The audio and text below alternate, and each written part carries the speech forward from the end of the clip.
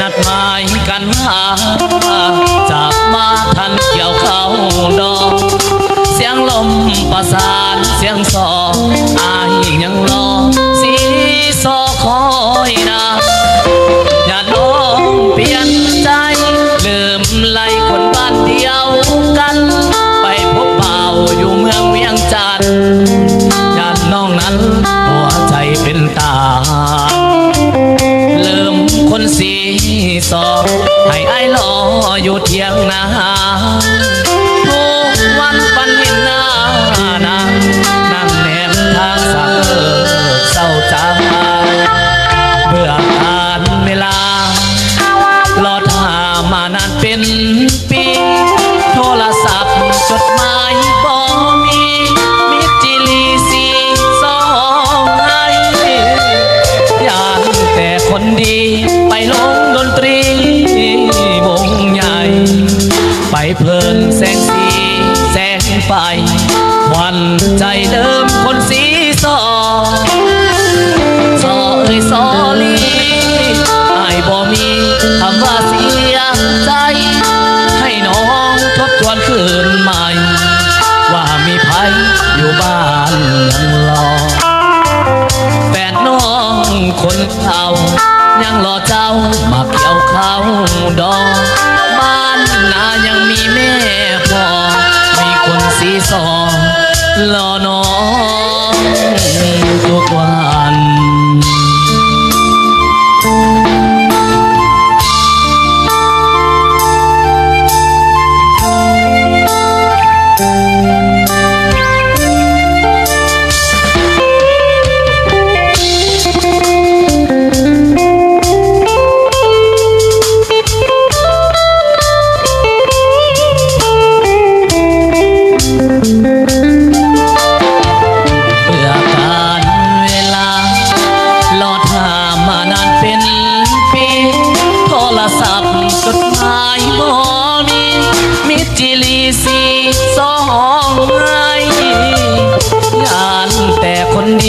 ไปลงดนตรีวงใหญ่ไปเพลินแสงสีของไฟหวานใจเริ่มคนสีซอซอเอ้ยซอลีอายบ่มีคำว่าเสียใจให้น้องทบทวนคืนใหม่ว่ามีภัยอยู่บ้านยังรอแฟนน้องคนเก่ายังรอเจ้ามาเกี่ยวเขาดอกบ้านนายังมีแม่พ่อมีคนสีซอรอน้องทุกวัน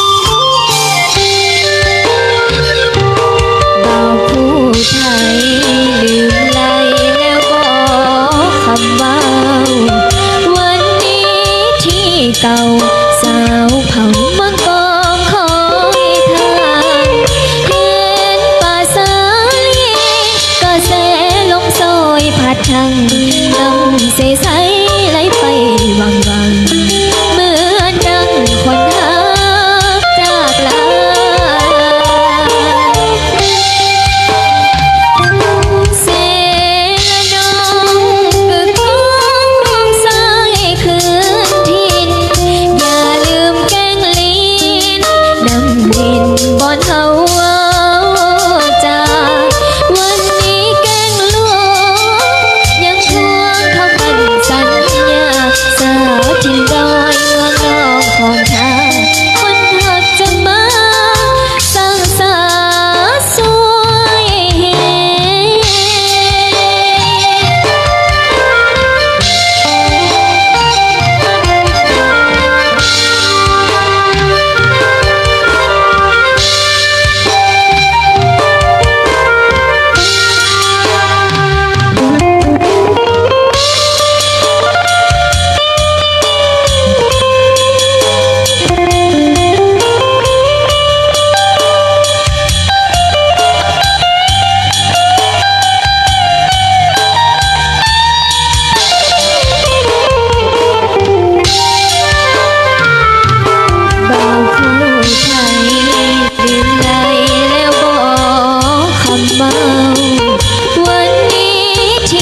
เก่าสาวผมเมืองกองคอยเธอเห็นป่าสาลีกระแสลมโซยพัดทางดังเสใสไหลไปอย่างไรเหมือนดังคนหาจากลา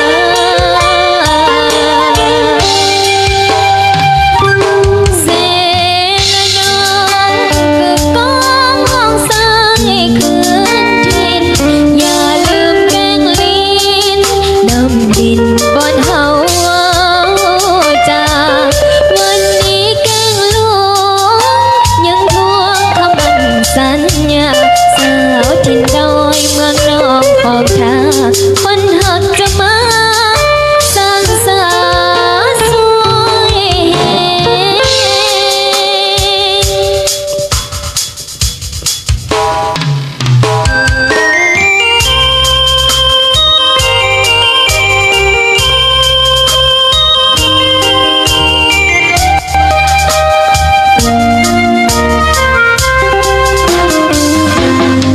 ยเก็บหมากจงอยู่ห้องหัวหน้ากับอายเคยเก็บหมากไทยกับอายอยู่ป่าเข้มน้อยคอยคำหลงแรงยามแสงเดือนส่องเดือน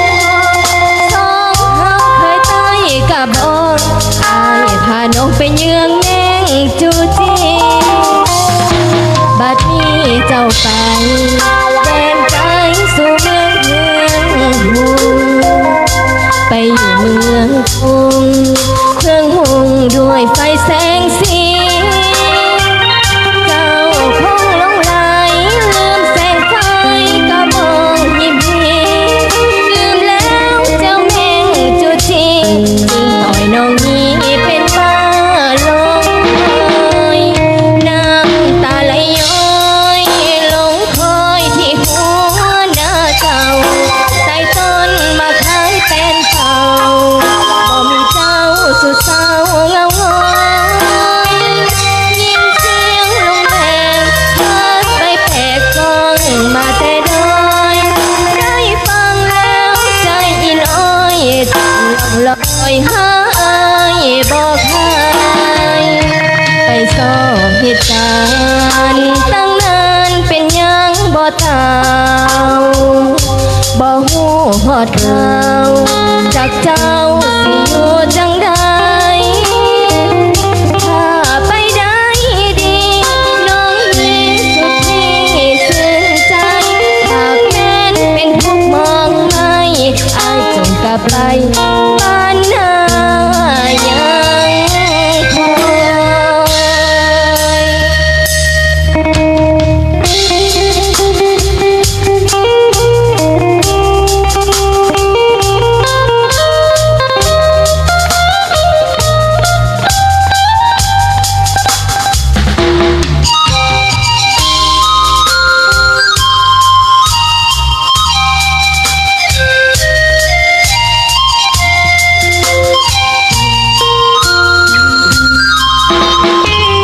น้ำตาไหลย้อยหลงคอยที่หัวหน้าเก่าใต้ต้นมะขายเป็นเป่าบ่มีเจ้าสุดเศร้าเงาหงอย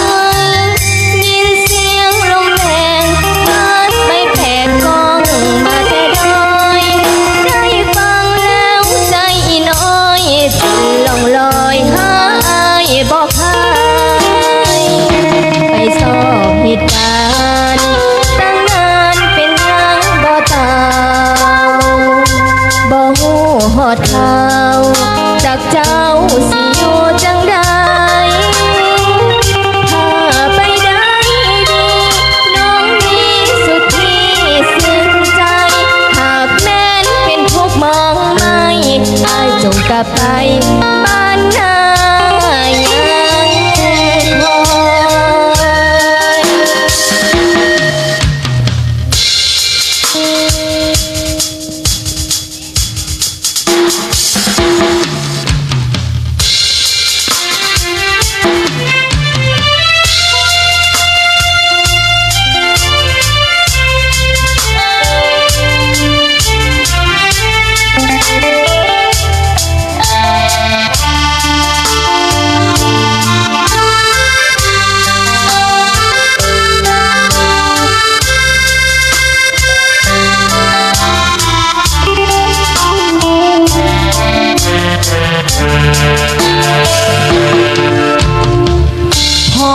ตื่นแต่เช้า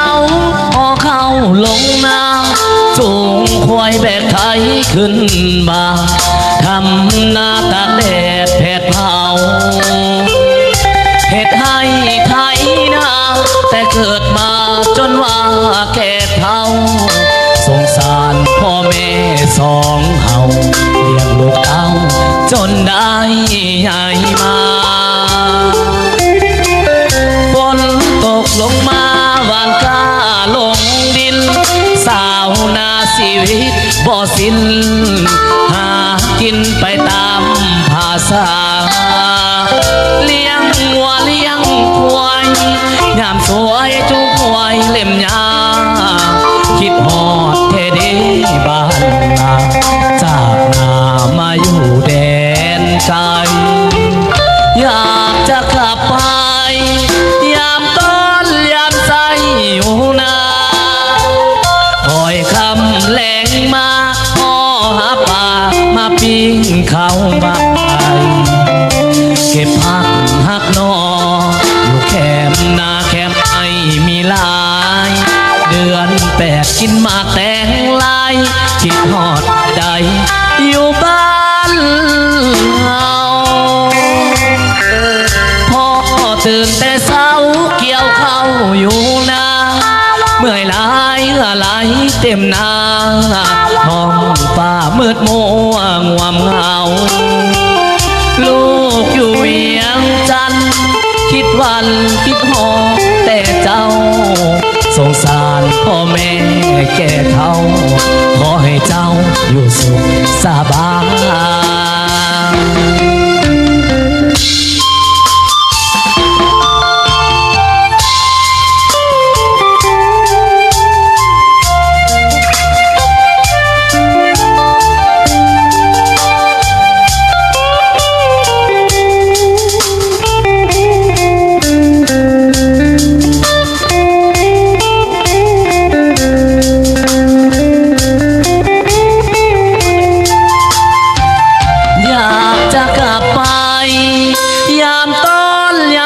ยอยู่นาคอยคำแรงมาพ่อหาปลามาปิ้งเข้าบ้านเก็บผักหักนออยู่แคมนาแคมให้มีลายเดือนแปดกินมาแตงลายคิดฮอดแท้ใดอยู่บ้านเฮาพ่อตื่นแต่เช้าเกี่ยวข้าวอยู่นาเมื่อยหลายเหือไหลเต็มหน้าท้องฟ้ามืดมัวงวมเหงาลูกอยู่เวียงจันทน์ทุกวันคิดฮอดแต่เจ้าสงสารพ่อแม่แก่เฒ่าขอให้เจ้าอยู่สุขสบายปีนี้สิมือเกี่ยวเขาซอยพ่อแม่เฮาเขาเหลืองเต็มหน้า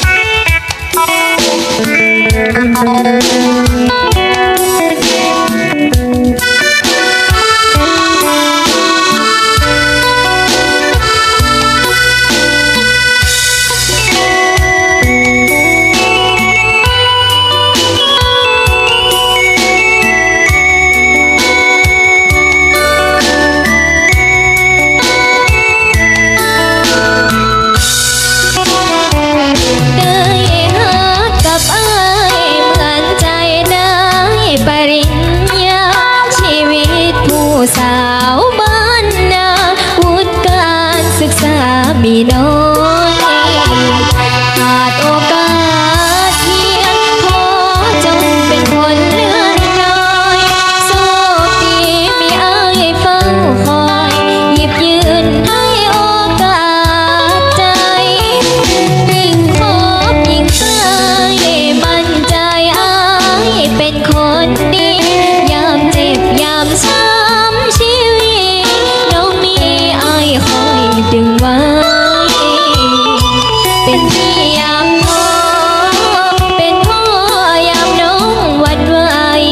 ยามป่วยเฝ้าดูแลใจอ้ายคือผู้ให้เรื่อยมาบูชาอ้ายเป็นพ่อพระในใจ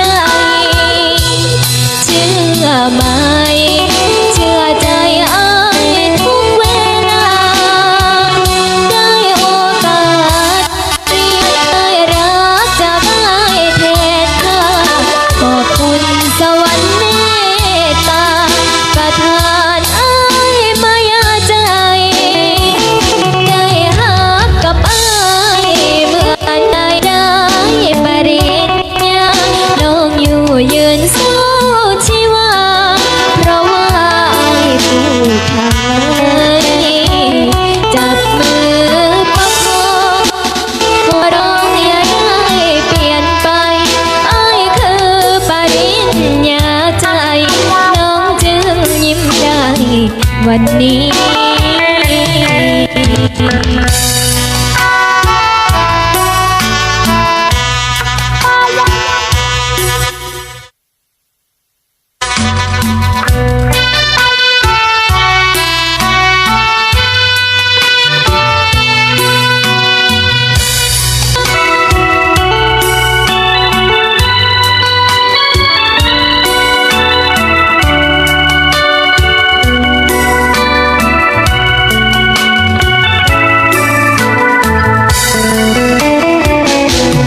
บู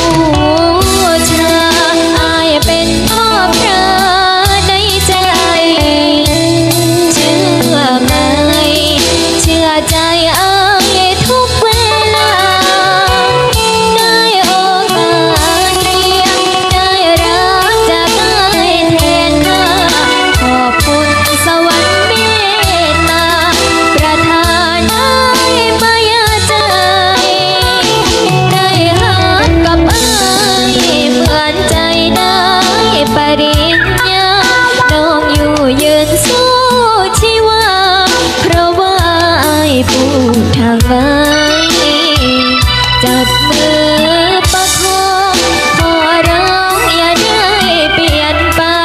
อ้ายคือปริญญาใจน้องจึงยิ้มได้วันนี้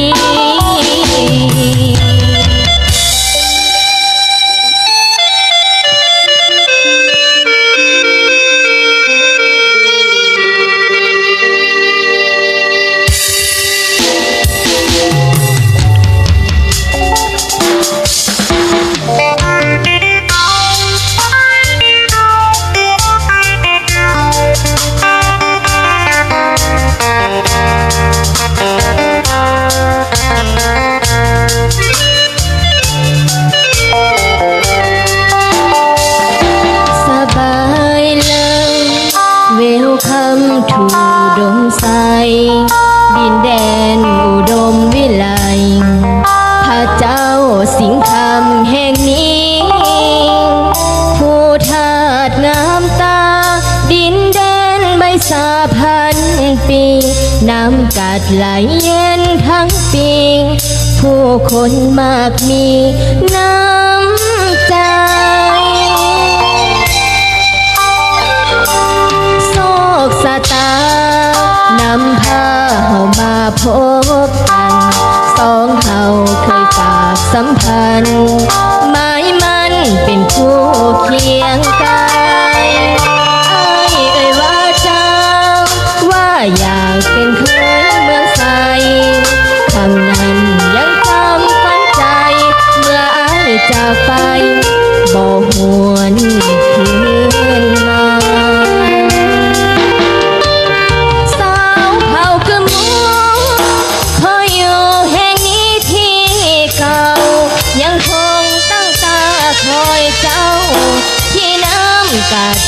ละปางเห็นสายวาลิน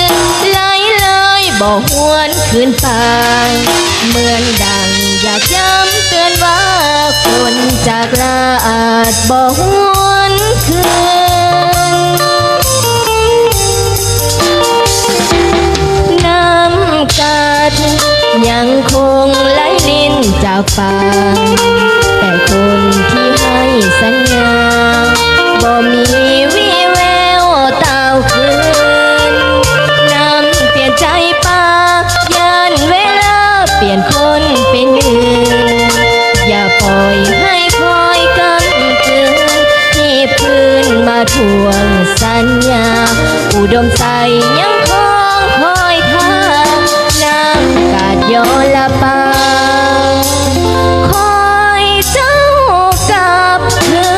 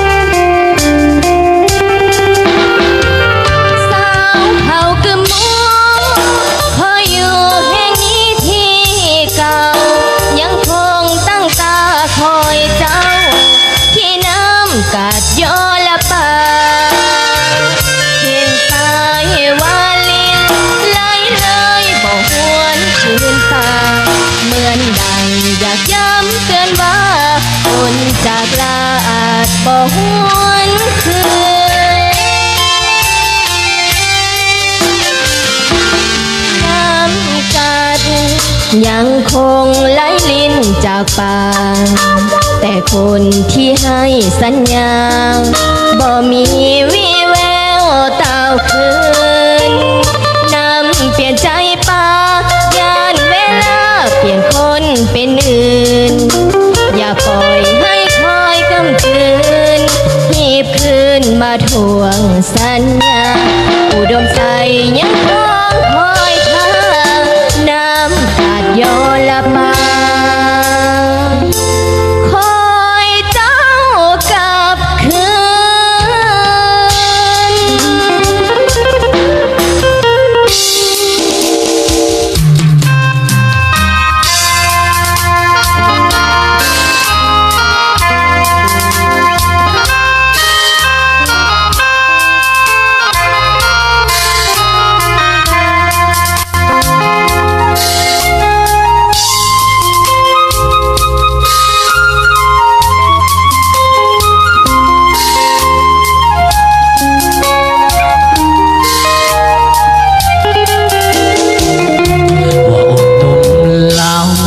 คิดถึงสาวอยู่เมืองขอน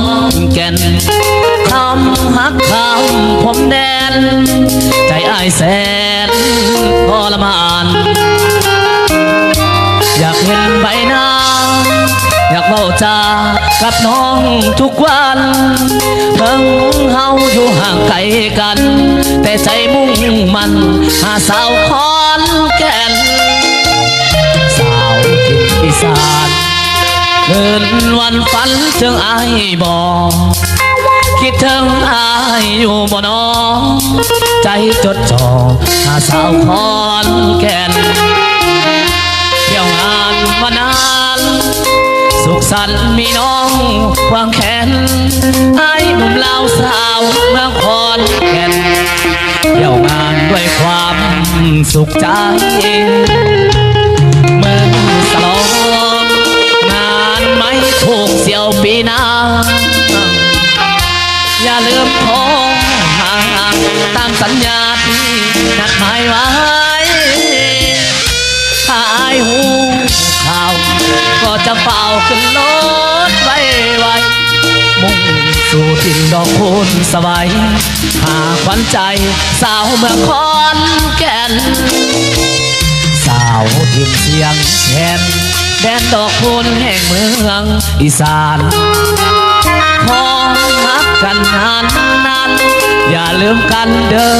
สาวขอนแก่นว่าหวังหมายไว้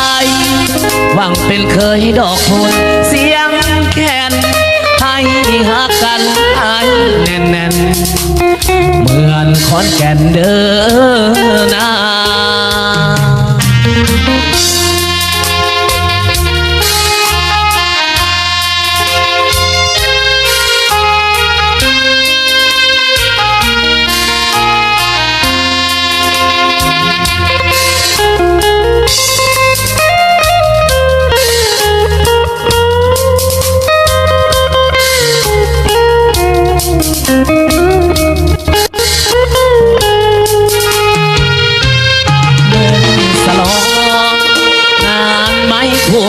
ปีหน้าอย่าลืมโทรหาตามสัญญาที่นัดหมายไว้ถ้าไอ้หูคำก็จะเป่าขึ้นรถไวมุ่งสู่ดินดอกโคนสบายหาขวัญใจสาวเมืองขอนแก่นสาวถิ่นเสียงแทนแดนดอกคูณแห่งเมืองอีสานขอให้ฮักนานนาน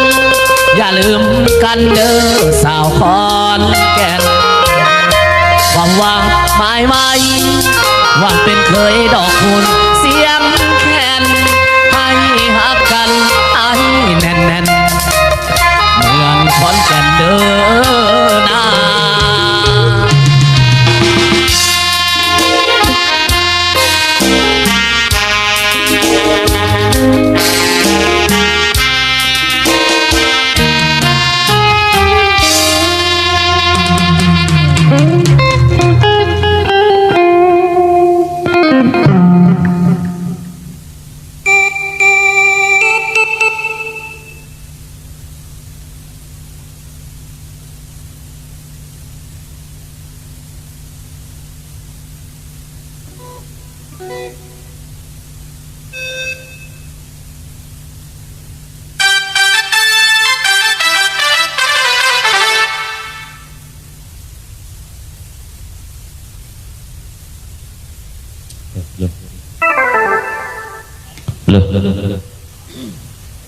เจ้าเนาะบรรยากาศเฮาก็เริ่มสิคือคืนคือเก่าแล้วว่าซั่นอันผู้ใดรู้สึกว่าเมากับแกงง่วงเด้อพี่น้องเด้อเมื่อคืนนี้กินเบียร์สิงห์ไม่ได้กินเบียร์ลาวฝากปิดบรรยากาศให้พี่น้องป้องไปทุกภาคส่วนในวันได้ซื่นกันว่าซั่นซะจากทางทีมงานแห่เขยข่าวอัดลาดมื้อนี้เนาะเป็นจังได๋จากทั้งคู่สลดใหม่ทั้งเจ้าบ่าวเจ้าสาวเนาะสเลดเสร็จสิ้นก็ขอเชิญเป็นเกียรติขึ้นมาเปิดฉากเป็นห้องปฐมฤกษ์ให้ในว่าซั่นเนาะว่าตอนนี้กำลังถ่ายรูปถ่ายหอยอยู่เนาะทุกภาคส่วนเด้อการที่ว่าตูดมาทั้งหน้าพี่เนาะจับได้สวยมานั่งทั้งหน้าพี่ตูดตั้งวางหลายอยู่ว่าซั่นการทีมงานดีจีเมื่อคืนนี้ไปใส่บรรดาทีมงานดีจีเฮาฝากกันไปเนาะดื่มเบียร์ลาวเบียร์ของคนลาวคนจริงใจเป็นน้ำเบียร์น้ำจีน้ำใจจากทั้งเจ้าภาพจัดเป็นพิเศษให้ทั้งศิลปะวงดนตรีสะวิงไซเฮากะฝากปิดบรรยากาศเบิกบานความมวลซื่นให้พี่น้องฟังไปทุกภาคส่วนในมวลได้ย้อนกันว่าสันซาจากทางศิลปะดังห้องน้องไม้กันเน่ดังห้องน้องเกดังห้องน้องอ่อนคบกันมานี่แต่ว่าวันนี้ทั้งอาจารย์บุญเกิดหนุ่งห่วงขึ้นไปเที่ยวอยู่เนาะมันแรงเพื่อนแล้วพันจวดทั้งพัตคารเชียงของไม่เมื่อคืนนี้เพิ่นก็มาจวดอยู่ทั้งเฮือนเจ้าเบาเกือบปิดงานเพิ่นก็ได้เดินทางมาฮอดเพิ่นก็ไปเที่ยวชมทางเมืองคำบ่เป็นไงเมื่อวานนี้เนาะเอาฝากปิดบรรยากาศทุกภาคส่วนท่านใดมีพรสวรรค์อยากประกอบส่วนเสียงเพลงกะขึ้นมาประกอบน้ำกันเด้อผมว่าสิเป็นทั้งนุ่มๆสาวๆเนาะว่าจะเป็นทางเพลงไทยเพลงลาวเพลงเก่าเพลงใหม่เพลงซ่าเพลงใหม่สลับซับซ้ากันไปฝากเป็นบรรยากาศเสียงเพลงจากทางศิลปะดนตรีเขาอีกทีหนึ่งก่อนเนาะสัมซาทั้งครูสลดใหม่เพิ่นแล้วเวียกแล้วงานแล้วก็ให้เพิ่นขึ้นมาเปิดฉากเป็นลำวงสามัคคีสร้างสรรค์บรรยากาศอีกทีหนึ่งเนาะ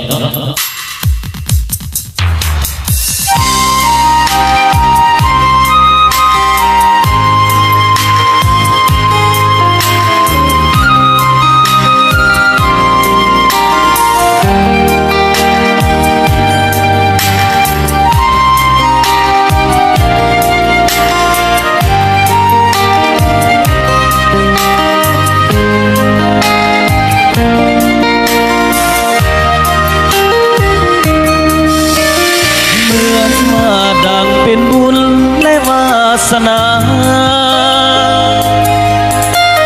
พี่สวยน้ำซักผ้าอายมาปากเสียพบน้องนางนาลีงามแท้มีเสน่ห์ดังจิตใจน้ำเสียและดวงดอกไม้โพกุหลาบกลิ่นหอมของเมืองปากเสียอายเฝ้าหลงทุ่มเทฮักจนหมดใจน้องเจ้าจงสงสารหอบฮักบ้านมาให้จากเธอน้องขวัญใจบอกให้เปลี่ยนสีขอมอนฟ้าหยาดฝนสุ่มสำในเพื่อเราสมดวงใจได้ซึ้งสุขีกุหลาบเอ่ยสวยเบ่งบานในอุทยานของชีวิตเจ้าเป็นกุลสตรีที่งามดีไหล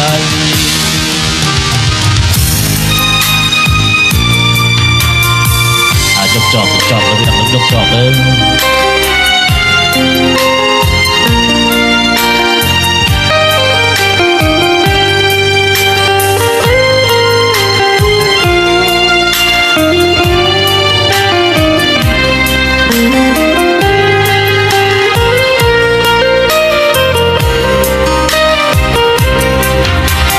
พบกุหลาบกลิ่นหอมของเมืองปากเสียอายเฝ้าหลงทุ่มเทพักจนหมดใจน้องเจ้าจงสงสารหอบฮักบ้านมาให้จะเธอน้องขวัญใจบ่ให้เปลี่ยนสี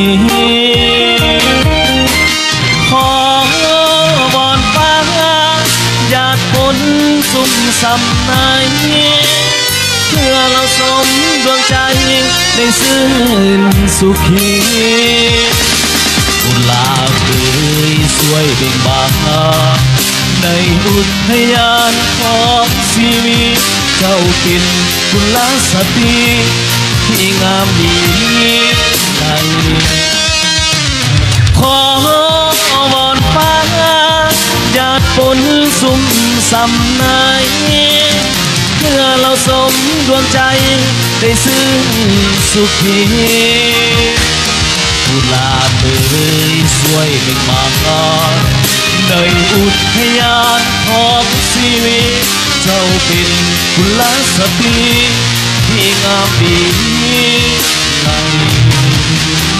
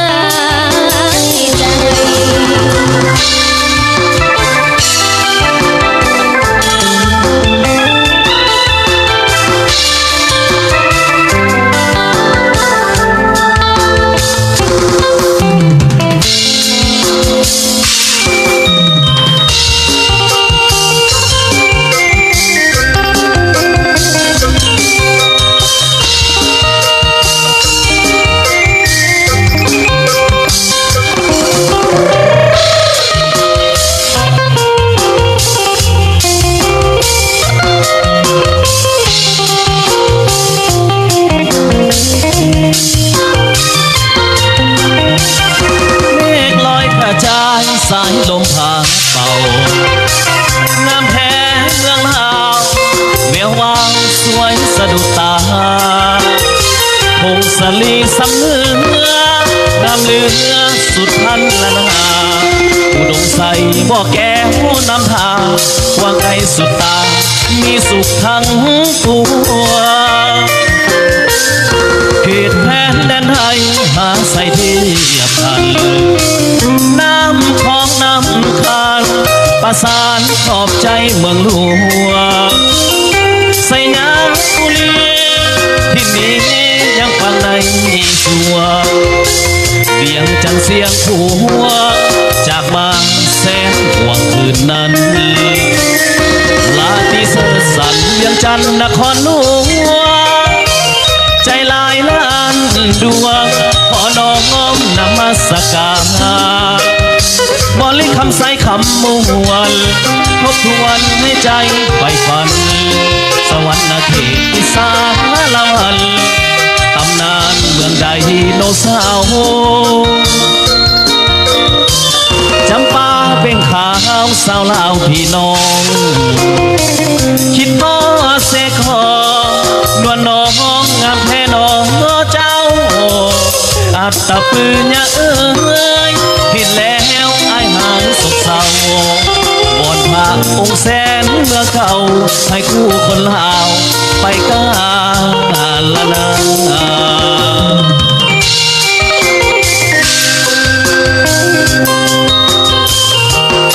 เอาเกี่ยวจอกเบียร์กันเลยเด้อเอาย้อนแอวไปพร้อมเนาะ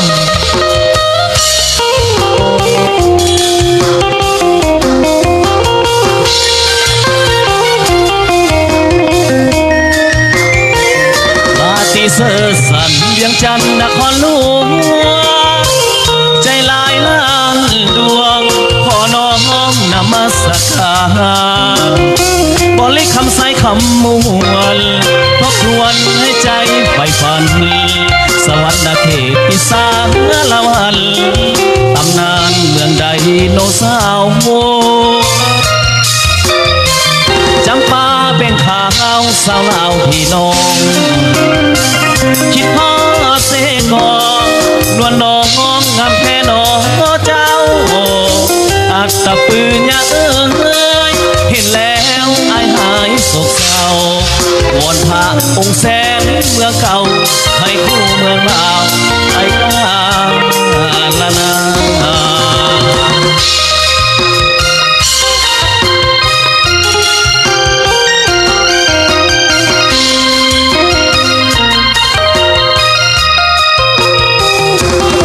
จวดๆนะพี่น้องจวดๆเด้อ